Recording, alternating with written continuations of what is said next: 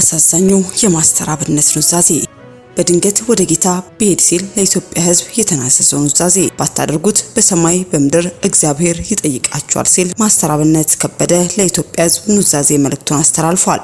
ከማስተር አብነት አንደበት የተሰማው የኑዛዜ መልእክት ምን ይላል የሚለውን በዝርዝር ይዘናል። በቆይታችሁ ታደምጡታላችሁ።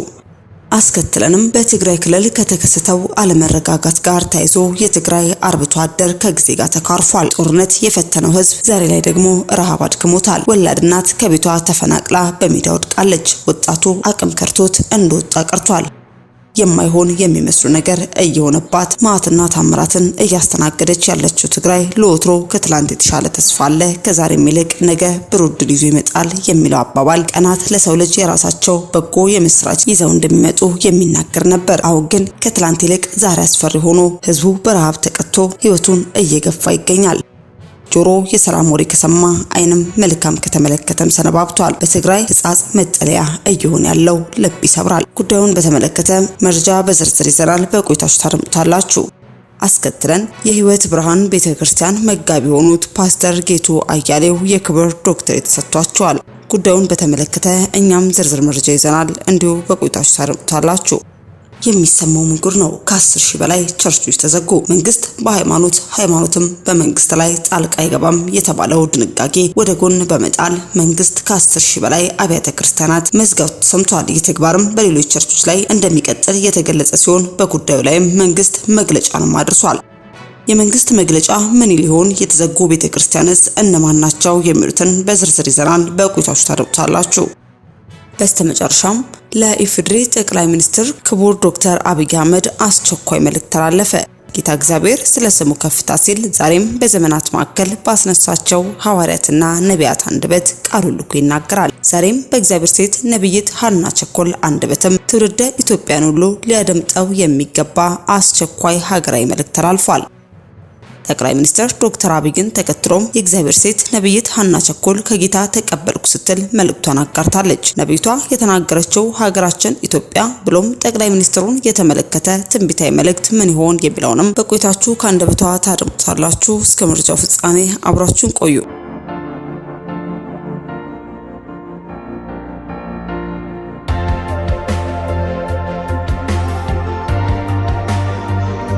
አስቀድመን ወደ ያዝርላችሁ መረጃችን ስናልፍ እጅግ ልብ ሰባሪና አሳዛኝ ክስተት በትግራይ እናቶችና ህፃናት ላይ እየሆነ ይገኛል። አደይ በረሃብ አለንጋ ተገርፋለች። የትግራይ እናቶችና ህፃናትም ድምጽ ልንሆን ይገባል። ወገን ለወገን ደራሽ ነውና ዛሬም በትግራይ ላሉ ህፃናትና እናቶች እንድረስላቸው።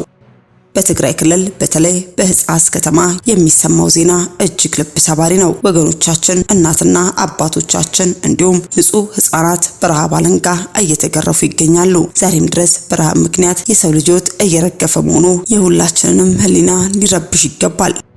የመርዶ በዝምታ የሚታለፍ አይደለም። መንግስትም ሆነ መንግስታዊ ያልሆኑ ድርጅቶችና መላው የኢትዮጵያ ህዝብም ለዚህ አስከፊ ረሃብ ትልቅ ትኩረት እንዲሰጠውና በአስቸኳይ እርዳታ እንዲያደርሱም እኛም በሚዲያችን ስም ጥሪ እናቀርባለን። ታዲያ በተለያዩ ስፍራ ያላችሁ ሁሉ በትግራይ ክልል ለሚገኙትም የእርዳታ እጃችሁን ተዘረጉ ዘንድ መልእክታችንን ማስተላለፍ ወደድን። አስከትለን ወደ ያዝንላችሁ መረጃችን ስናልፍ ከዛሬ 2 ዓመት ፊት ተመርቆ ለህዝብ ክፍት የሆነው የሐዋሳ እናት ህይወት ብርሃን ቤተክርስቲያን አምልኮ ህንጻ አዳራሽ ብዙዎቻችን እንደምናውቀው ይህ ውብ ህንጻ ተመርቆ ለህዝቡ አገልግሎት ሙሉ በሙሉ መስጠት እስከጀመረበት ዕለት ድረስ 14 በጣም አድካሚና አስቸጋሪ ዓመታት ወስዷል።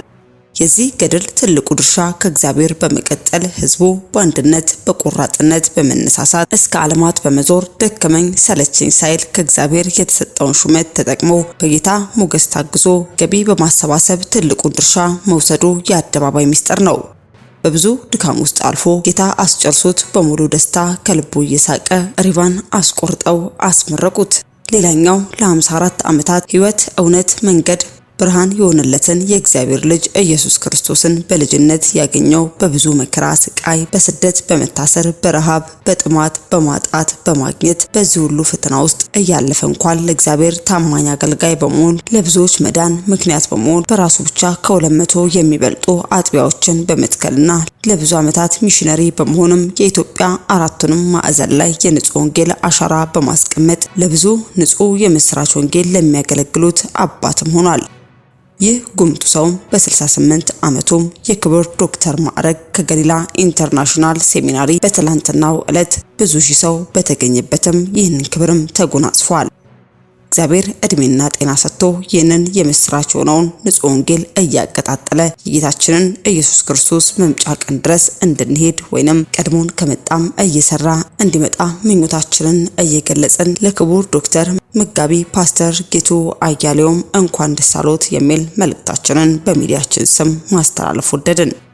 አስከትለን ወደ ያዝርላችሁ መረጃችን ስናልፍ የማስተር አብነት ከበደ ኑዛዜ በህይወት ብኖር ለጌታ ክብር ለሰዎች ጥቅም ነው አላውቅም፣ ድንገት ልጄ እፈልግሃለሁ ብሎ አምላኬ ለሌላ አገልግሎት ፈልጎ የሚወስደኝ ከሆነም እግዚአብሔር ለኔ የሰጠውን ሀብት ሁሉ ለድሆች አካፍላችሁ ስጡ፣ ይህን ባታደርጉ በሰማይ በምድርም እግዚአብሔር ይጠይቃችኋል በማለትም ማስተር አብነትም ኑዛዜውን አሰምቷል።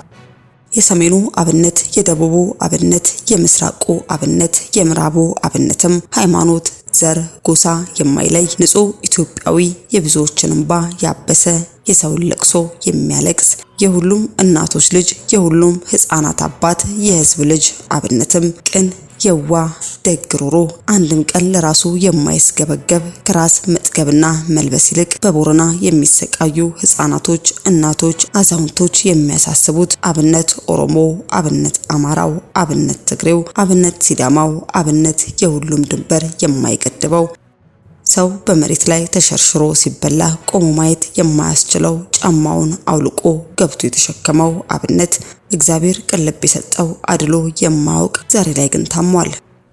መሮጥ ላይችልም፣ እግሩም ይደክማል፣ ሰውነቱም ዝሏል። ሆኖም ግን የእግዚአብሔር እጅ ፈጽሞ እንዲፈውሰው የብዙዎችን እንባ እንዲያብስ ቀለብ የሰጠው ጌታ እግዚአብሔር ዛሬም በፈውስ እጁ እንዲዳሰው ለሰራው ደግ ስራ ሁሉ ዋጋው በእርሱ ዘንድ አለና እግዚአብሔር ይፈውሰው ዘንድ ሁላችሁም በጸሎት እንድታስቡት አሁንም መልእክታችንን እያስተላለፍን ስለ ማስተር አብነት አሁን ያለበት ሁኔታም ማስተር አብነት ከበደ በሀገራችን በሚገኝ አንድ ትልቅ ሆስፒታል ሕክምናውን እየተከታተለ ይገኛል። በፈጣሪ እርዳታ አሁን ያለበት ሁኔታ ጥሩ የሚባል ነው። የሐኪሞች ውሳኔን ተከትሎ በቀጣይ ከሀገር ውጭ ወይንም በሀገር ውስጥ ሕክምናውን ተከታትሎ በቅርቡ ወደ በጎ ስራው ይመለሳል ብለን ተስፋ እናደርጋለን። ሆኖም ግን በድጋሚ ወደ በጎ ስራው የማይመለስ ከሆነም ማስተር አብነት ከበደም ኑዛዜውን ከላይ ባደረስንላችሁ መልኩ ሀብቴን ለድሆች አካፍሎ በማለትም ገና ከወዲሁ የኑዛዜ መልእክቱን አስተላልፎ ተመልክተን እኛም አደረስናችሁ። አስከትለን ወደ ያዝንላችሁ መረጃችን ስናልፍ ከ10,000 በላይ ቸርቾች መዘጋታቸው ተሰማ። መንግስት ሃይማኖትም በመንግስት ላይ ጣልቃ አይገባም የተባለው ድንጋጌ ወደ ጎን በመጣልም መንግስት ከ10,000 በላይ አብያተ ክርስቲያናትን መዝጋቱ ተሰምቷል። ሩዋንዳ ከ10,000 በላይ የወንጌል አብያተ ክርስቲያናትን ዘግታለች። ሩዋንዳ ከ10,000 በላይ የወንጌል አብያተ ክርስቲያናትን የዘጋቸውም የአምልኮ ስፍራዎችን ለመቆጣጠር የወጣው የ2018 ህግ ባለማክበራቸው ነው ተብሏል። ህጉ አብያተ ክርስቲያናትና ሌሎች የእምነት ተቋማት በይፋ እንዲመዘገቡ የጤናና የደህንነት መስፈርቶችን እንዲያሟሉ በተፈቀደላቸው ህንጻዎች ውስጥ ብቻ እንዲሰሩና በብቁ የሃይማኖት መሪዎች እንዲመሩም ይደነግጋል። ባለስልጣኑ እንዳሉትም አብዛኞቹ የተዘጉት አብያተ ክርስቲያናትም እነዚህ መስፈርቶችን ያላሟሉ ሲሆኑ ደህንነቱ ባልተጠበቀ ህንጻ ውስጥ መስራትና ወይንም ያለ ተገቢ ሰነዶች መንቀሳቀስን ጨምሮ የህግ ጥሰት በመፈጸማቸው የተዘጉም ናቸው። መንግስት እርምጃው ምዕመናንን ለመጠበቅ ተጠያቂነትን ለማረጋገጥ ብዝበዛን ለመከላከል ያለመ ነው ያለ ሲሆን ፕሬዝዳንት ፖል ካጋሜም ከዚህ ቀደም ቁጥጥር ያልተደረገባቸው አብያተ ክርስቲያናት አማኞችን ይጠቀሙባቸዋል ሲሉ መተቸታቸውን ጠቁመዋል። ይሁን እንጂ የሰብአዊ መብት ተሟጋች ድርጅቶችና የሃይማኖት መሪዎችን የመዝጋት እርምጃ በጣም ጥብቅ እንደሆነ በተለይ በትንንሽና ገለልተኛ ጉባኤዎች ላይም የአምልኮ ነጻነት ስጋት እንደሚያሳድርም ይከራከራሉ። አንዳንድ አብያተ ክርስቲያናት መስፈርቶችን ሙሉ በሙሉ ካሟሉ በኋላ እንደገና ሊከፈቱ እንደሚችሉ የተገለጸ ሲሆን ነገር ግን የህግ ማስከበር ሂደቱም ይቀጥላል መባሉ ተገልጿል። በስተመጨረሻ ወደ ያዝንላችሁ መረጃችን ስናልፍ ለኢፌዴሪ ጠቅላይ ሚኒስትር ክቡር ዶክተር አብይ አህመድ አስቸኳይ መልእክት ተላለፈ። ጌታ እግዚአብሔር ስለ ስሙ ከፍታ ሲል ዛሬም በዘመናት መካከል ባስነሳቸው ሐዋርያትና ነቢያት አንደበት ቃሉን ልኮ ይናገራል። ዛሬም በእግዚአብሔር ሴት ነብይት ሐና ቸኮል አንደበትም ትውልደ ኢትዮጵያን ሁሉ ሊያደምጠው የሚገባ አስቸኳይ ሀገራዊ መልእክት ተላልፏል። ጠቅላይ ሚኒስትር ዶክተር አብይ አህመድን ተከትሎ የእግዚአብሔር ሴት ነብይት ሐና ቸኮል ከጌታ ተቀበልኩ ስትል መልእክቷን አጋርታለች። ነብይቷ የተናገረችው ሀገራችን ኢትዮጵያ ብሎም ጠቅላይ ሚኒስትሩን የተመለከተ ትንቢት ምን ይሆን የሚለውንም ከአንደበቷ እንድታደምጡት ጋበዝን። ክብር ለመንፈስ ቅዱስ ይሁን። ይሄ ቀን እንግዲህ የእግዚአብሔርን የሰማያዊ ድምጽ የምንሰማበት እግዚአብሔር የሚከብርበት የተናገረኝን ደግሞ በአደባባይ ዛሬ የምናገርበት ቀን ነውና ጌታን እጅግ አድርጌ አመሰግናለሁ። ክብር ለሱ ብቻ ይሁን። እግዚአብሔር ጻድቅ ነው። ዛሬ የምንመለከተው መጽሐፈ ሳሙኤል ምዕራፍ 2 ላይ ሁለተኛ ሳሙኤል ማለት ነው ምዕራፍ 5 ላይ ያለውን ቃል እናገርና በሱ መሰረት እግዚአብሔር የተናገረኝ አገራዊ መልእክት ስላለኝ ይሄን አገራዊ መልእክት እናገራለሁ ማለት ነው። ክብር ለኢየሱስ ይሁን። ከዛ ቀደም ብዬ ግን ለቤተክርስቲያን እየደወላችሁ መልእክት ያስቀመጣችሁ ሰዎች እህት ወንድሞቼ የተለያየ ህመም፣ በአገልግሎት ስኬት ማጣት፣ መታመም፣ ጭንቅላት ማዞር እንደገና ደግሞ የተለያዩ በልጆች ምክንያት እንደዚህና እንዲህ ብላችሁ መልእክት አስቀምጣችሁልኝ ተጽፎ መጥቶልኛልና እሱ ላይ ጸልያለሁ። እግዚአብሔር ጻድቅ ነው። የእግዚአብሔር ጉብኝት እንዲሆን የእግዚአብሔር መንፈስ መጥቶ እንዲዳሳችሁ እግዚአብሔር ጣልቃ ገብነቱን እንዲያሳያችሁ በጌታ ፊት ጸልያለሁ። ክብር ለኢየሱስ ይሁን። እግዚአብሔር መልካም ነው። ጌታ ደግሞ መልስ እንደሚሰጣችሁ ደግሞ እንደምትመሰክሩልን ተስፋ በማድረግ እግዚአብሔር ፊት ጸልያለሁ። ጌታ ስሙ ለዘላለም ይክበር። በተለይ የታመማችሁ ሰዎች፣ በህመም ላይ ያላችሁ ሰዎች እግዚአብሔር ጣልቃ ገብቶ እንደሚፈውሳችሁ ስለነገረኝ ጌታን እጅግ አድርጌ ስለናንተ አመሰግናለሁ። መንፈስ ቅዱስ የተባረከ ይሁን። ቅዱሳኖች ክብር ለኢየሱስ ይሁን። የእግዚአብሔር ስም ለዘላለም የተባረከ ይሁን። መንፈስ ቅዱስን እጅግ አድርገን እናመሰግናለን። ጌታ ይባረክ ወገኖቼ። እግዚአብሔር ሁሉ ጊዜ መልካም ነው። እንደገና የአገልግሎት በር የተዘጋባችሁ፣ ስራ ያጣችሁ ልጆች፣ የሥራ በር የተዘጋባችሁ እየደረሳችሁ የምትመለሱ የእግዚአብሔር መንፈስ ዛሬ ቅጥር ያደረገባችሁን መንፈስ እንደሚሰብረው ጌታ ነግሮኛል። ከላችሁ ላይ ይራገፋል። እግዚአብሔር የሥራ በራችሁን ከፍቷል። መንፈስ ቅዱስ ክብር ለሱ ብቻ ይሁን። ጌታን እጅግ አድርጌ አመሰግናለሁ። ቀጥታ ወደ እግዚአብሔር ወደ ዛሬው ቃል እሄዳለሁ። መንፈስ ቅዱስ የተባረከ ይሁን። ክብር ለሱ ብቻ ይሁን። ቃሉን አነብና ለቃሉ ጸልያለን። በጌታችን በኢየሱስ ክርስቶስ ስም አነበዋለሁ። ከቁጥር 1 ጀምሮ መጽሐፈ ሳሙኤል ሁለተኛ ሳሙኤል ምዕራፍ 5 ከቁጥር 1 ጀምሮ ያለውን የእግዚአብሔርን ቃል አብረን እናያለን። የእስራኤል ነገዶች በሙሉ ወደ ኬብሮን ወደ ዳዊት መጥተው እንዲህም አሉት፣ እነሆ እኛ የአጥንት ፍላጭ የሥጋ ቁራጭ ነን። ባለፈውም ሳኦልን በእኛ ላይ ነግሶ በነበረ ጊዜ እስራኤልን በጦርነት የምትመራቸው አንተ ነበርክ። እግዚአብሔርም ሕዝቡን እስራኤልን ትጠብቃለህ መሪም ትሆናለህ ብሎ ነበር። ስለዚህ የእስራኤል ሽማግሌዎችን በሙሉ ወደ ኬብሮን መጡ። ንጉሱም ዳዊትን ኬብሮን ላይ በእግዚአብሔር ፊት ከነርሱ ጋር ቃል ኪዳን አደረገ። እነርሱም ዳዊትን ቀቡት፣ በእስራኤል ላይም አነገሱት ይላል። ጌታ ለዘላለም የተባረከ ይሁን። ክብር ለመንፈስ ቅዱስ ይሁን። ዛሬ ሐና ይሄንን ቃል ለምን ተናገረች ልትሉ የምትችሉ ወገኖች ልትኖሩ ትችላላችሁ። ይሄንን ቃል የምናገረው እንግዲህ ዛሬ በምድራችን ላይ ባለው በጠቅላይ ሚኒስትር አብይ አህመድ ላይ እግዚአብሔር ያወጣውን ወይም ደግሞ እግዚአብሔር ያለውን እቅድ ለመናገር በምድራችን በኢትዮጵያ ላይ ደግሞ የተዘጋጀውን የእግዚአብሔርን አጀንዳ ለመናገር ወደዚህ መጥቻለሁ ማለት ነው። ክብር ለሱ ብቻ ይሁን። ይሄንን የእግዚአብሔርን ድምጽ ከሰማይ በመጣና በሰማው ሰዓት ቃል እስከሚሰጠኝ ድረስ የጠበቅኩ ነበር። የእግዚአብሔር ቃል ወደኔ መጥቷል። መጽሐፈ ሳሙኤል ምዕራፍ 2 ላይ ሁለተኛ ሳሙኤል ምዕራፍ 5 ላይ ከቁጥር 1 ጀምሮ ያለውን ቃል የእግዚአብሔር ቃል እንደሚናገረው ልክ እንደዛው ወደኔ እንደመሰማውት ድምጽ ወደኔ መጥቷል። ስለ ምድራችን፣ ስለ ፖለቲከኞችና ስለ ነገስታቶች የመጣና ስለ ምድራችን ጠቅልሎ ስለ ኢትዮጵያ የመጣ ድምጽ አለ። እሱን እናገራለሁ። ክብር ለኢየሱስ ይሁን። መንፈስ ቅዱስ የተባረከ ይሁን። ስለዚህ ለዚህ ቃል ጥቂት ለቃሉ እንጸልይና ቃሉ የሚለንን በቅድሚያ የእግዚአብሔርን ቃል አብረን እንሰማለን። ክብር ለመድኃኔዓለም ይሁን። እግዚአብሔር ሆይ እጅግ አድርጌ አመሰግንሃለሁ። በዚህ ማለዳ በዚህ ሰዓትና በዚህ ደቂቃ የተናገርከኝን የሰማዩን ድምጽ ለትውልዱ ለማስተላለፍ በዚህ ጋር ተቀምጫለሁ። አፍ ሆናለሁ፣ እጅ አካል ሆናለሁ። አንተ ለህዝቡ አስተላልፍ፣ ተናገር ጌታ መንፈስ ቅዱስ የምትለው በፍጥነት እንዲሆንና ህዝቡ ደግሞ ካለንበት ሲቃይ ካለንበት ውርጅብኝ ከዚህ ፈተና እንድናልፍ እና ደግሞ እረፍት እንዲሆንልን ስለምታደርግ ስለምትናገር ስለምትፈጽመው እጅግ አድርጌ አመሰግንሃለሁ። ጌታ ስምህ ለዘላለም የተባረከ ይሁን። አንተ ሾምከውን ማንም ሊሰርዝ ማንም ሊያጠፋ አይችልም። እግዚአብሔር ዛሬ ያንተ ሹመት ከአርያም የሆነው ድምጽ ስለመጣ ምድራችን ደግሞ እግዚአብሔር ወይ ልክ እንደ አውሮፓ እንደተሌላው አገር እንደምትሆን ስለተናገርክ ጌታ እጅግ አድርገን እናመሰግንሃለን። ክብር ለዘላለም ላንተ ብቻ ይሁን። ምድራችን ላይ ያለ ስደት እንደሚቆም ስለተናገርክ እናመሰግንሃለን። ሞት እንደሚቆም ስለተናገርክ እናመሰግንሃለን። ክብር ለዘላለም ላንተ ይሁን። ከፍ በል። እኔም ባሪያክ ደግሞ እናገራለሁ፣ ትውልዱ ሁሉ ስለሚሰማኝና ደግሞ በዓይኖቻችን ስለምናይ እናመሰግንሃለን። በኢየሱስ ክርስቶስ ሕያው አምላክ ስም ጸለይኩ፣ አሜን። ቅዱሳኖች ስሙ ለዘላለም የተባረከ ይሁን። የእግዚአብሔር ቃል የሚናገረው እዚህ ቦታ ላይ ዳዊትን የሚናገሩት የእስራኤል ነገዶች በሙሉ ይላል። ወደ ኬብሮን መጥተው ለዳዊት መልእክት ያስተላልፋሉ፣ ለዳዊት መልእክት ይናገራሉ። ዳዊት መጽሐፍ ቅዱሳችን ሲናገር ገና ከሕፃንነቱ በረኝነት ስፍራ እንዳለ እግዚአብሔር እንደለየው እናውቃለን። ምክንያቱም ሳኦል ባበላሸው ነገር ላይ ሳኦል እግዚአብሔርን አልታዘዘም ብሎ ባለ ሰዓት ላይ የእግዚአብሔር መንፈስ ወደ ነብዩ ሳሙኤል መጥቶ የተናገረው ድምጽ ነው። እስከመቼ ለሳኦል ታለቅሳለህ ብሎ ይለዋል። እስከመቼ ታለቅሳለህ? ወደ ጎረቤቱ ሂድ፣ ወደ እሰየ ቤት ሂድ ብሎ እግዚአብሔር ወደ እሰየ ቤት መልእክተኛ አድርጎ ይሄን የእግዚአብሔር ሰው እንደላከውና የእግዚአብሔር ሰው ደግሞ ወደ እሰየ ቤት ሄዶ ከዛ ከረጃጅሞቹ ትከሻቸው ሰፊ ከሆነ ከሚያምሩ ውበት ካላቸው ከነሱ መርጦ ነብዩ እንደለመደው ሊቀባ በፈለገበት የሳኦል ትከሻ ሰፊ ስለነበር በሱ መቀባ ስለለመደ ነብዩ እነዚህም እንደዛው ትከሻ ሰፋፊ ስለነበሩ ረዘምና ውበት ያላቸው ስለነበሩ እነሱን ምርጫ አድርጎ በቀረበበት ሰዓት እግዚአብሔር አይሆንም ብሎ ዳዊትን ከጫካ አስወጥቶ እንደቀባው እናውቃለን። ይሄ የእግዚአብሔር ቃል ነው፣ የታመነ እግዚአብሔር ቃል ነው። ስለዚህ ጫካ ውስጥ የነበረ ብላቴና፣ እረኛ የነበረ ብላቴና፣ ምንም አይነት ዕውቀት የሌለውን ብላቴና እግዚአብሔር ከጫካ አምጥቶ ወደዚህ ስፍራ ላይ አምጥቶ ሲቀባውና ሲሾመው ለእስራኤል ንጉስ ሲያደርገው መጽሐፍ ቅዱሳችን ላይ ግልጽ ሆኖ ተጽፎልናል። ዳዊት ንጉስ እንደሆነ ወዲያውኑ እግዚአብሔር እንዳዘዘው ንግስናው ላይ መጥቶ አልተቀመጠም።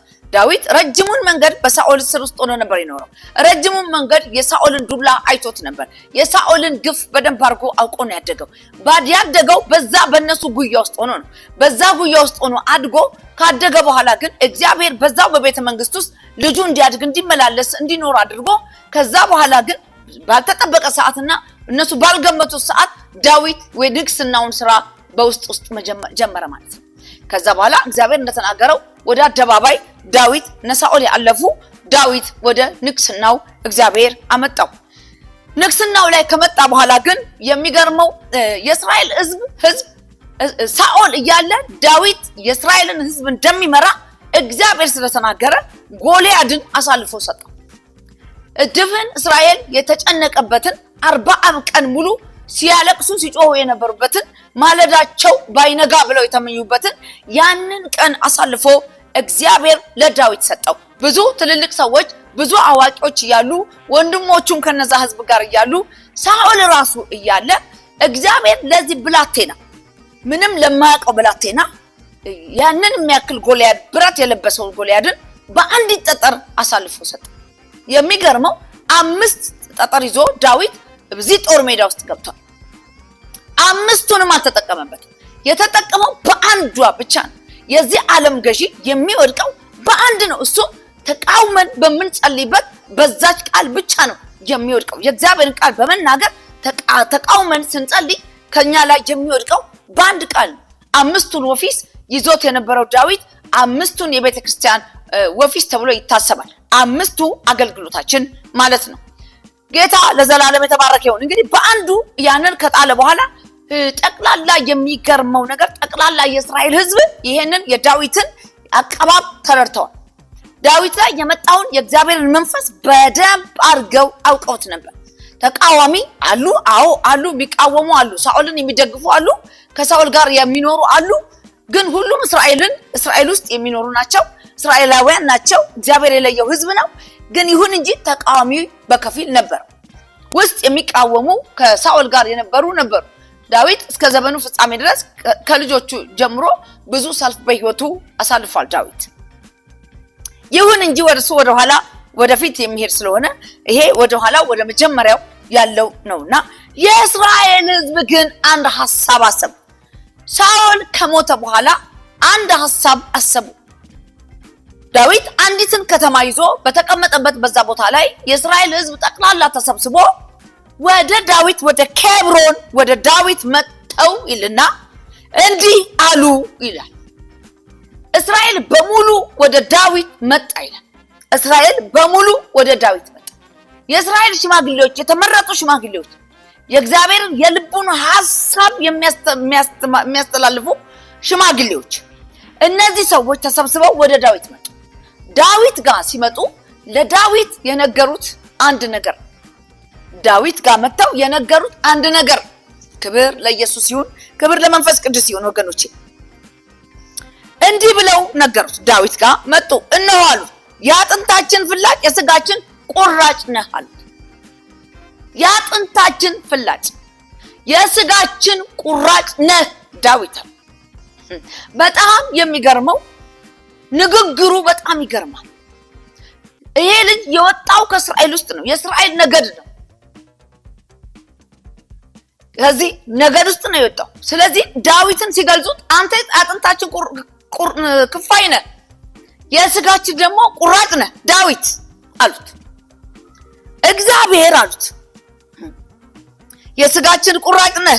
ባለፈው ሳኦል በእኛ ላይ ነግሶ በነበረ ጊዜ እስራኤልን የጦርነትን የምትመራቸው አንተ ነበርክ። ሳኦል በእኛ ላይ ነግሶ በነበረበት ጊዜ ጦርነቱን ቦታ እየመራ የነበርከው አንተ ነበርክ። አንተ የአጥንታችን ክፋይ ስጋችን ቁራጭ፣ እሱ ሳኦል እንኳን እያለ አንተ ነበርክ እየመራክ የነበርከው። አንተ ነበርክ የጥላቶቻችንን ምሽግ እያፈረስክ የእግዚአብሔርን እውነት ያሳየህን አንተ ነበርክ። አቅጣጫችን የመራ አንተ ነህ። ከብዙ ሞት ያዳንከን መስመር ውስጥ ገብተህ በማይገለጥ መንፈስ ውስጥ ተሰውረህ ስትሰራ የነበርከው አንተ ነህ ብለው ይነግሩታል። ስታስወጣቸው ስታስገባ ስትመራ ነበርክ። እግዚአብሔርም አሉ ህዝቡን እስራኤልን ትጠብቃለህ መሪያቸውም ትሆናለህ ብሎ ነበራል። እስራኤልን ትጠብቃለህ መሪም ትሆናለህ ብሎክ ነበር። እግዚአብሔር ነግሮክ ነበር። የት በጫካ ያለ፣ የት በረኝነት ቦታ ያለ፣ የት ምንም በማትታወቅበት ቦታ ያለ የዛን ጊዜ የተናገረህ እግዚአብሔር አሉት። እሱ ትክክለኛ እግዚአብሔር ነው። ምክንያቱም እስራኤልን ታወጣለህ ታገባለህ ተብሎ ተነግሮህ ነበር። ለእስራኤልንም ትመራለህ ተብለህ ነበር።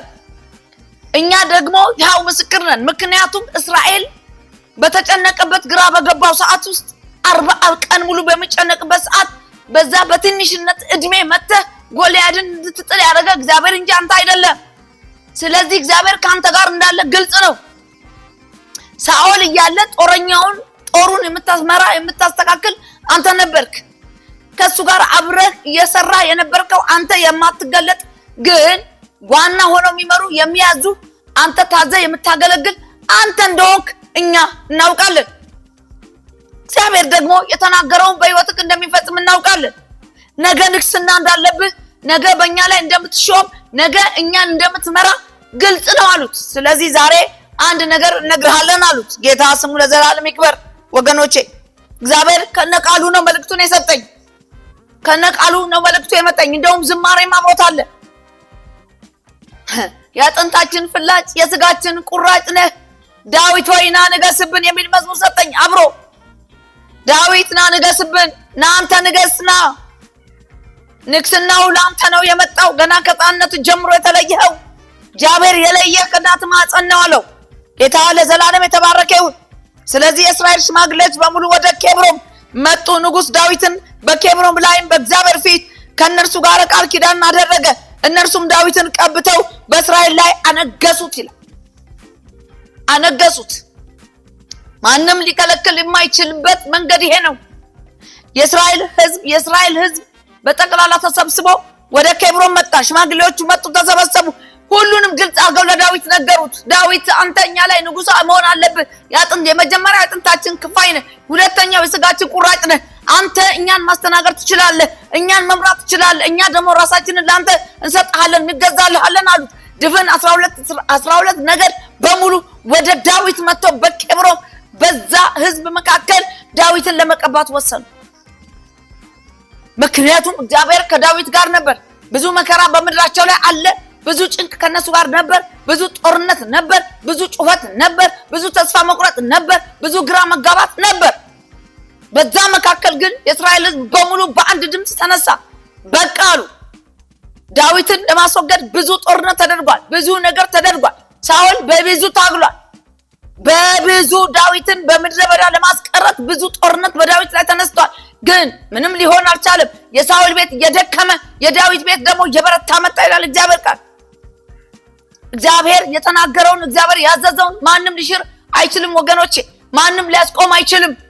ብቻ እግዚአብሔር ይናገር እንጂ፣ ብቻ እግዚአብሔር ያውራ እንጂ፣ ብቻ እግዚአብሔር ይወቅ እንጂ፣ ብቻ እግዚአብሔር ይፈጽማል። ይሄን የማይቀር ጉዳይ ነው። ብቻውን እግዚአብሔር ይፈጽማል። ብቻ እግዚአብሔር ይናገር እንጂ ከራሳችን አንናገር እንጂ እግዚአብሔር ከተናገረ ማንም እጁ ሊይዘው አይችልም። ብንወድም ባንወድም እግዚአብሔር ያለው ነው የሚፈጸመው። እግዚአብሔር የተናገረው ነው በህይወታችን ላይ የሚሆነው። እንድንኖር የፈቀደው እግዚአብሔር ነው። እንድንኖር ያደረገው እግዚአብሔር ነው። ህይወት የሰጠን እግዚአብሔር ነው። መሪው እግዚአብሔር ብቻ ነው። ሰዎችን ለምልክት እግዚአብሔር ያስቀምጣል፣ በሰዎች ይጠቀማል። ይህ የእግዚአብሔር አጀንዳ ነው። ኢትዮጵያ በተለየ መንፈስ የምትታይ በእግዚአብሔር መንፈስ ውስጥ የምትታይ ነች። እግዚአብሔር ቃል ሲናገር ኢትዮጵያኖች ልክ እንደ ነብር ጅንጉርጉር እንደሆነን ይናገራል። ግን ከውስጥ ጅንጉርጉር ብንሆንም በውጪ ለሚመጣው አንድ ነን። ሁል ጊዜ አንድ ነን። እግዚአብሔር ይሄንን በመጽሐፍ ቅዱሳችን ውስጥ ስለጻፈው ደስ ይለኛል። ክብር ለመድኃኔዓለም ይሁን። ስለዚህ ነው ዳዊትን ወደ ኬብሮን ይዘውት ወጡ ይላል። ወደዛ ቦታ ይዘውት ሄዱ። ምን ሊያደርጉ? ሊቀቡ። ምን ሊያደርጉ? በራሳቸው ላይ ሊሾሙ። ምን ሊያደርጉ? ስልጣን ሊሰጡ። ምን ሊያደርጉ? እውቅና ሊሰጡ። ምን ሊያደርጉ? ከፍታ ሊሰጡ። ዳዊትን ምን አደረጉት? ጠሩት። ወዴት? ወደ ኬብሮን ወደ ላይ ይዘውት ወጡ። ና አሉት። ተሰበሰቡት፣ ያዙት። ና በቃ አንተ በእኛ ላይ ንገስ አሉት። ና አንተ በእኛ ላይ ና አሉት። ና እላችን ላይ ንጉስ ሁን። ና ንገስብን። ና አንተ ምራን። ና ልጆቻችን ላይ እንሹምህ። ና እኛ ላይ እንሹምህ። ምክንያቱም አንተ ያጥንታችን ክፋይ የስጋችን ቁራጭ ነህ። ከሌላ አገር መጥተህ ወደኛ ንጉስ ልትሆን አልመጣህም። አንተ የራሳችን ነህ። በእጃችን ያደክነህ፣ በእኛ ውስጥ ያደክነህ፣ በእኛ የኖርክነህ፣ በሳኦል ግዛት ውስጥ፣ በሳኦል አገልግሎት ውስጥ፣ በሳኦል ገዢነት ውስጥ ያደክነህ፣ ሳኦልን በከፊል በጦርነት ውስጥ ያሳረፍክነህ፣ የሳኦልን ስራ አንተ ስትሰራ የነበርክነህ። ስለዚህ ከዛ ከምድረ በዳ ተነስተህ መጥተሃል። እግዚአብሔር ደግሞ ገና በእናትህ ማህፀን ለይቶሃል። ስለዚህ ዳዊት አንተ የተለየ ልጅ ስለሆንክ ዛሬ የተለየ ነገር እናደርጋለን ብለው ህዝቡ እንደዚህ አደረገኝ። ጌታ ለዘላለም የተባረከ ይሁን። ሃሌሉያ! ክብር ለኢየሱስ ይሁን። እግዚአብሔር ጻድቅ ነው። እግዚአብሔር መልካም ነው። ዳዊትን ቀብተው በእስራኤል ላይ አነገሱት ይላል። ቀብተው አነገሱት፣ ቀቡት፣ በቃ ንጉስ አድርገው ሾሙት። ዳዊትን በነገሰ ጊዜ እድሜው 30 ዓመት ነበረ። 40 ዓመት ገዛ ይላል። ቤት በኬብሮን ተቀምጦ በአይሁድ ላይ 7 ዓመት ከ6 ወር ኢየሩሳሌም ሆኖ በመላው እስራኤል በይሁዳ ላይም 33 ዓመት ነገሰ። አንድ ላይ 40 ዓመት ንግስናን አደረገ ይላል። 40 ዓመት ሙሉ ዳዊት እስራኤልን ገዛ ማለት ነው። የበላይ ሆኖ መሪ ሆነ። እስራኤልን ያወጣ ነበር። እስራኤልን ያስገባ ነበር። ለእስራኤል ቀኝ እጁን ሰጥቶ ለእስራኤል ህዝብ የሚመጣ ጦርነትን ሁሉ ተጋፍጦ ዳዊት በጦር ሜዳ ላይ ይዋጋ ነበር። ጦር ሜዳ ላይ ወጥቶ ውጊያ ያደርግ ነበር። ውስጥ ያሉትን በፍቅር ይመልስ ነበር። ውስጥ ያሉትን በፍቅር ቅፍ አድርጎ ይይዝ ነበር። የሚወጡትን ወደ ውጭ የሚወጡበትን የተለያየ ነገር የሚያደርጉትን ሰዎች እቅፍ አድርጎ በጉያው ይዞ በፍቅር ይመራቸው ነበር። ያባብልና አቅጣጫ ይሰጣቸው ነበር። ምክንያቱም የእግዚአብሔርን አጀንዳ ማንም ሊሽረው ስላልቻለ ዳዊት እንዴት እንደሚሄድ እግዚአብሔር ይመራው ነበር። የሚገርመው ወዲያውኑ ይህንን የሰሙ ፍልስጤማውያኖች እስራኤል ላይ ተነስተው ነበር። የተለያዩ ወሬ ተሰማ። ምን? ዳዊት እንደዚህ ነው፣ ዳዊት ተሾመ፣ ዳዊት የበላይ ሆነ፣ ዳዊት ድፍን እስራኤልን መግዛት ጀመረ፣ ዳዊት የበላይ ሆነ በእስራኤል ላይ የሚለው ዜና በጣም ወጣ። ዳዊት በጣም ታውቆ ነበር። በጣም ይታወቃል። በፊልስጤማ በተቃራኒ ሰዎች በደንብ አድርጎ ይታወቃል። ውስጥ ባሉትም ሰዎች ዳዊት ታውቋል። ይሄንን ወሬ ስለሰሙ ዳዊትን ለማጥፋት ወስነው ወደ ዳዊት መጥተው ነበር። እግዚአብሔር ፊት ዳዊት ጸለየ። እግዚአብሔር ፊት የተሾመ በእግዚአብሔርም በሰውም የተሾመ ስለሆነ ዳዊት የሚመጣውን ጦርነት ብድግ ብሎ ሄዶ አይጋፈጥም። የሚያደርገው በእግዚአብሔር ፊት መጸለይ ነው። እግዚአብሔር ሆይ ልውጣን? ወደ ታች ወርዳችሁ አንብቡ። ልውጣ ልሂድ ብሎ ይጠይቃል። እግዚአብሔር ውጣ ብሎ ይለዋል። ይሄንን ፍልስጤማውያንን አሳልፌ እሰጥሃለሁ ብሎ ይነግረዋል። ይሄንን ጦርነት አሳልፌ እሰጥሃለሁ ብሎ ይነግረዋል። አሳልፎ ከሰጠ ጦርነት ውስጥ ብዙ ሞቶች አይኖሩም ማለት ነው፣ እግዚአብሔር አሳልፎ ነገርን ሲሰጥ። ስለዚህ ዳዊት ከእግዚአብሔር ጋር ንግግሩን በደንብ አድርጎ ቀጠለ ማለት ነው። አያችሁ፣ በአገልግሎቱ ዘመን ሁሉ በንግስናው ዘመን በሙሉ እግዚአብሔርን በመስማት እግዚአብሔርን በማዳመጥ ከእግዚአብሔር ጋር በመስማማት ጉዞ አደረገ። ለዚህ እግዚአብሔር ቃል ሲናገር ዳዊት እንደ ልቤ ብሎ ይለዋል። እንደ ልቤ ነው ዳዊት ይለዋል። እግዚአብሔር ሹመትን ከሰጠ፣ እግዚአብሔር ስልጣን ከሰጠ፣ እግዚአብሔር ካስቀመጠ ማንም ከዛ ቦታ ላይ ያነሰው ሊያወርደው አይችልም። የእግዚአብሔር ሐሳብ ስለሆነ ማንም ምንም ማድረግ አይችልም። የእግዚአብሔርን ዕቅድ ማንም ሊሰርዘው አይችልም። ምክንያቱም እግዚአብሔር ነፍሳችንን በሰከንድ መውሰድ ይችላል። ሰከንድ ባልሞላ ውስጥ ና ብሎ ነፍሳችንን መጥራት ይችላል። እኛ የምንኖረው በእግዚአብሔር ኃይል ብቻ ነው። በኢትዮጵያ ውስጥ የምንኖረው በምንም ሃይማኖት ውስጥ የምንኖር ሰዎች ብንሆንም እግዚአብሔር ከኛ ጋር እንዳለ ግን ሁሉም ሰው ያውቃል። ይሄ 100% የተረጋገጠ እግዚአብሔር በምድራችን ላይ እንዳለ ምንም እምነት እንኳን ባይኖራቸው እግዚአብሔር የሚባል ነገር አለ ብለው እንደሚያስቡ ተስፋ አደርጋለሁ። ምክንያቱም የኢትዮጵያ ኑሮ ከእግዚአብሔር ቅኝት ነው እንጂ በሌላ በኩል በምንም በኩል አይደለም እየኖርን ያለ ነው። እግዚአብሔር እያቃኘን ስለሆነ፣ እግዚአብሔር እያየን ስለሆነ፣ የእግዚአብሔር አይን ባለበት ደግሞ የሰይጣንም አይን ስላለ፣ ለምን እግዚአብሔር በእነሱ አይኑን አደረገ ብሎ የቀና መንፈስ ስላለ ያ ብዙ ነገር እያደረገን ስለሆነ ሰው ሁሉ የሚያውቀው ይመስለኛል። እንደኔ እንደዚህ ብዬ አምናለሁ። ሰው እግዚአብሔር በምድራችን ላይ እንዳለ ሁሉም ህዝብ የሚያውቅ ይመስለኛል። ስለዚህ ጌታ ስሙ ለዘላለም የተባረከ ይሁን። እንግዲህ ዳዊት ይሄንን ያህል የዳዊትን ነገር ከተናገርኩ የመጣውን መልእክት ለማስተላለፍ ጉዞ አደርጋለሁ። ጌታ ለዘላለም የተባረከ ይሁን። ወገኖቼ የመጣው መልእክት ወደኔ የመጣው መልእክት የእስራኤል አምላክ እግዚአብሔር የተናገረኝ ወደኔ ያመጣው መልእክት ድፍን ኢትዮጵያኖች ማለት ነው፣ እኛ አገር ውስጥ ያለኑ ሰዎች የመጀመሪያው በሰላም መኖር እንደምንጀምር ጌታ ነግሮኛል ማለት ነው። ተናግሯል። ድምጽ ሰምቻለሁ ማለት ነው። ያው ለብዙዎቻችሁ ድምጽ ሰማን የሚለው ህመም ሊሆን ስለሚችል ግን የሰማነውን መካድ አንችልም። ምክንያቱም ከኛም በፊት የነበሩ ነቢያቶች ማን ድምጻችንን ሰማ ብለዋል፣ ማን ሰምቶናል ብለዋል። ስለዚህ እኛም በዚህ ዘመን ለሚሰማው ሰው ይጠቅመዋል፣ ለማይሰማው ደግሞ አይጠቅመውም ማለት ነው። ስለዚህ ለምትሰሙት እግዚአብሔርን ደግሞ ለምትከተሉ የእግዚአብሔር ክብር ከእናንተ ጋር ለሆነው ህዝብ ይሄንን መልእክት አስተላልፋለሁ። ጌታ ለዘላለም ይክበር። ያየው ራእይ ጠቅላይ ሚኒስትር አብይ አህመድን ብዙ ዓለም ዙሪያ ያለው ነገስታት በሙሉ ወደ ኢትዮጵያ የመጡ ይመስለኛል። በራእዩ የመጡት ጠቅላላ ተሰብስበው ከተለያየ አገር የተለያየ ባንዲራ ይዘው መጥተዋል። ወደ ኢትዮጵያ ምድር ደርሰዋል። በተራራ በሆነች ቦታ ላይ ከፍታ በሆነች ቦታ ላይ ጠቅላይ ሚኒስትር አብይ አህመድን ይዘውት ይሄዳሉ ማለት ነው።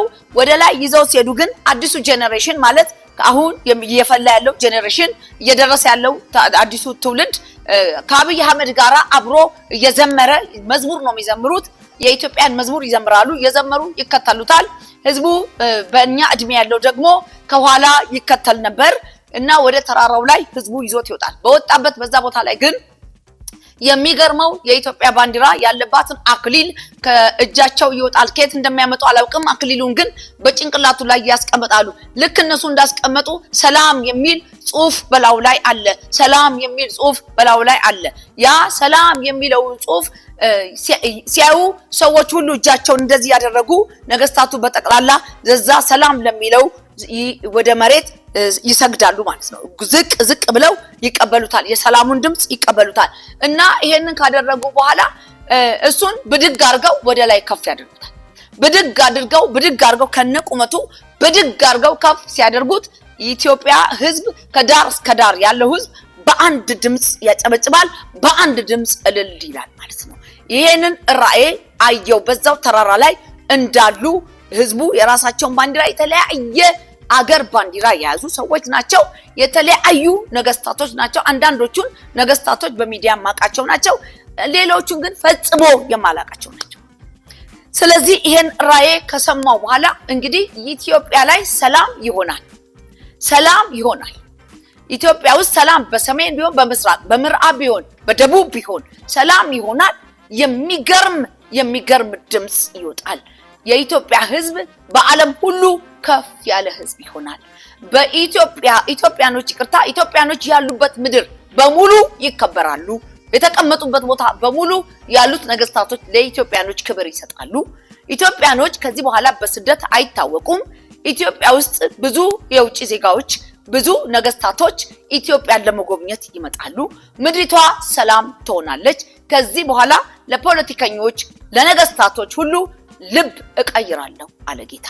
ስለዚህ ይሄ ድምጽ ወደኔ ስለመጣ ትውልዱ ይሄ የሚቀጥለው ትውልድ የረፍት ዘመን የደስታ ዘመን ከኛ ጀምሮ ማለት ነው የምንዘምርበት ዘመን በፊታችን ቅርብ ነው።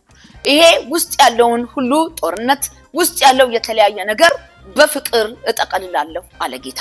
ህዝቤን እጎበኛለሁ፣ ልባቸውን የስጋ አደርጋለሁ፣ ፖለቲከኞችን ነገስታቶችን በሰላም እሞላለሁ፣ በክብሬ በምድሪቷ ላይ እገለጣለሁ ብሏል ጌታ። ስለዚህ ቅዱሳኖች የምትሰሙኝ በሙሉ እግዚአብሔር ኢትዮጵያን ሊጎበኝ ስለሆነ የምስጋና መስዋዕት አቅርቡ። እግዚአብሔር ከዚህ በኋላ የጨለማውን ዘመን የግራ መጋባቱ ዘመን የለቅሶ ዘመን ተኖ ከምድራችን ላይ ሊጠፋ ስለሆነ እግዚአብሔር የፍቅርን ዘመን ስላመጣ የደስታን ዘመን ወደ ኢትዮጵያ ስላመጣ ዓለም ሁሉ ወደኛ እንዲመለከት ስለሆነ ደስ ይበላችሁ። ይህ የእግዚአብሔር እቅድ ነው። ብላቴናውን ወይም ደግሞ ወንድማችንን ወንድሜ ብለው ይቀለኛል። ወንድማችን አብይ አህመድን እዚህ ምድር ላይ እግዚአብሔር ሲያስነሳ ቀድሞ በነበሩት ነገስታቶች መካከል ነው ያሳደገው። እድገቱ በዛ ውስጥ ነው። የበለጠ ራሱ ማብራሪያ ይሰጥበታል ወደፊት ብዬ ተስፋ አድርጋለሁ። በእነሱ ውስጥ ነው ያደገው። እድገቱ አመጣጡን በእነሱ ውስጥ ነው። እግዚአብሔር ግን በእነሱ ውስጥ ሆኖ አብይ አህመድን ለምድሪቷ ለምልክት እንደሚያስቀምጠው አጭቶት ነበር። የታጨ እጭት ስለነበረ የታጨው ሰው ልክ ወደ ቦታው ሲመጣ ኢየሱስ ክርስቶስ ወደ ምድሪቷ ለስራ በመጣ ሰዓትና ወይ ደግሞ ሙሴ በተወለደበት ጊዜ የነበረው ሰልፍ በቀጥታ በኢትዮጵያ በመጀመሪያው ቀን ተጀምሮ ነበር። ብዙ ህልፈት ሊሆን ነበር። እግዚአብሔር ግን ጣልቃ ገብቶ የዛን ቀን ህልፈት በትንሹ አድርጎ አሳልፈን ማለት ነው። ከዛ ሰዓት ጀምሮ የዚህ ዓለም ገዢ ያለ እረፍት ጦርነት በምድራችን ላይ ያደረገ ብዙ እህትና ወንድሞች እናት አባቶችን አተናቸዋል። ግን እግዚአብሔር በዚህ ሁሉ ሰልፍ ውስጥ መካከል እግዚአብሔር ኢትዮጵያን ስለሚወድ የመጽናናት መንፈስ በእያንዳንዳችን ላይ በማድረግ የመጽናናትና ደግሞ የረፍት መንፈስ በማድረግ ቀኑን አሳልፎ ዛሬ ላይ አድርሶናል። እግዚአብሔር እንግዲህ ይሄ ሐሳብ የእግዚአብሔር ሐሳብ እንደሆነ አሁን በግልጽ ለኔ ስለመጣ ይሄ ራእይ ሌሎች ብዙ አይተዋል አላውቅም፣ ብዙ ተናግረዋል፣ ብዙ ሰምተዋል፣ ብዙ ተናግረዋል። እነሱንም እግዚአብሔር ተናግሯቸዋል። እኔ ደግሞ በለመድኩት መንገድ ያው ብዙ መልእክት አስተላልፌያለሁ። ስለሚመጣው ከሰሜን ጀምሮ ከትግራይ ክልል ጀምሮ ያለውን ውጣ ውረድ ገና ሳይፈጸም ተናግሬያለሁ። ብዙ ደግሞ እንዳይፈጸም ተከላክያለሁ። ብዙ ወገኖች ያውቃሉ። ይሄንን በቴሌቪዥንም ተናግሬያለሁ። እንደገና ደግሞ እንዴት አድርጎ ደግሞ መገለጥ እንደመጣ ተናግሬያለሁ። በመሪያችን ላይ ብዙ መገለጦች እንደመጡም ተናግሬ ያው መገለጡ ተፈጽሟል። በምድራችን ላይ ሁሉንም እግዚአብሔር ፈጽሞታል። አሁን የመጨረሻው ጊዜ ደግሞ ይሄ ድምጽ ወደኔ መጥቷል። ስለዚህ ወገኖቼ ቅዱሳኖች በመጸለይ የእግዚአብሔር ሐሳብ የእግዚአብሔር አጀንዳ በፍጥነት እንዲሆን አድርጉ። ይሄንን መልእክት የተቀበልኩት ከዛሬ 3 ወር በፊት ነው። የእግዚአብሔር ቃል እስከሚመጣ ድረስ ግን እየጠበቅኩ ነበር። ቃሉ እስከሚመጣ በተለያየ ቦታ ተናግሬያለሁ። መልእክት ተቀብያለሁ፣ ግን ቃሉ እስከሚመጣ እየጠበቅኩ ነው ብያለሁ። ቃሉ ስለመጣ ዛሬ በአደባባይ ወጥቼ ቃሉን ይዤ ቆሜ ተናግሬያለሁ። የእግዚአብሔር ስም ለዘላለም የተባረከ ይሁን። ይሄን መልእክት በእርግጥ ቆሜ መናገር ነበረብኝ። ትልቅ ይቅርታ እጠይቃለሁ። መቆም አልቻልኩኝም፣ የካሜራ ችግር ስለሆነ ነው። ስለዚህ በጣም ይቅርታ እጠይቃለሁ። ይሄ አገራዊ መልእክት ስለሆነ ቆሜ በእግዚአብሔርና በሕዝቡ ፊት መናገር ነበረብኝ። በጣም ትልቅ ይቅርታ ጠይቃለሁኝ። በዚሁ አጋጣሚ እግዚአብሔር ዘመናችሁን ይባርክ። ቅዱሳኖች በርቱ፣ በእግዚአብሔር ፊት ጸልዩ። መሪዎችን የምታገኙ ሰዎች ለመሪዎች ንገሩ። እግዚአብሔር ስለተናገረ የእግዚአብሔር ሐሳብ ስለሆነ የእግዚአብሔር አጀንዳ እንዲያስኬዱ አብልጠው ይጸልዩ። አብልጣችሁ ጩሁ፣ አብልጣችሁ እግዚአብሔርን አመስግኑ፣ የምስጋና ጸሎት ጸልዩ፣ የአምልኮ ጸሎት ጸልዩ። እግዚአብሔር ከዚህ በኋላ የምስጋና ጸሎት እንድታቀርቡ ነው የሚፈልገው። በምስጋና ሁላችንም በእግዚአብሔር ፊት ሆነን እናመሰግናለን። ኢትዮጵያ በጣም የእግዚአብሔር ክብር የእግዚአብሔር መንፈስ ከፍ አድርጓታል። ደስ ይበላችሁ። የደስታ ድምጽ በየጉቤታችን ይሁን። የምናምንም ማናምንም ደስ ይበላችሁ። እግዚአብሔር ኢትዮጵያ ሊጎበኝ ነው። ልጆቻችን ከስደት ሊያርፉ ነው። ልጆቻችን አገራችን ሰላም ልትሆን ነው። እግዚአብሔር የሰላምን ምንጭ በምድራችን ላይ አድርጓል። በሰሜን በኩል ላሉት ትውልዶች ደግሞ የተለየ የፍቅር የደስታ ዘይት ያፈሳል። እጃቸውን ለወንድማቸው ይሰጣሉ። እጃቸውን ሴቶቹ ለእህቶቻቸው ይሰጣሉ። ወንዶቹ ለወንድሞቻቸው ይሰጣሉ። መተቃቀፍ ይሆናል። መተቃቀፍና መኖር ይሆናል። እንደ ድሮ እንደ ልጅነታችን እንዳደግንበት እድገት እንደገና በክብሩ መገለጥ ይሆናል። እግዚአብሔር ይሄን ያደርጋል። ጫካ ላሉ ልጆች እንደገና ለሚመሯቸው፣ እዚህም ላሉ ደግሞ ለሚመሩ ለሁሉም እግዚአብሔር ማስተዋልን ይሰጣል። ልባቸውን የሥጋ ልብ ያደርጋል። እግዚአብሔር ታማኝነቱን ይገልጻል። ወገኖቼ ተባረኩ። እግዚአብሔር ይባርካችሁ። ውድ የሻሎም ቲዩብ አድማጭና ተመልካቾቻችን ለሰዓቱ የያዝንላችሁ መረጃ ያደምጣችሁትን ይመስል ነበር። በሌላ አዳዲስ መረጃ እስከምንገናኝ መልካም ቆይታ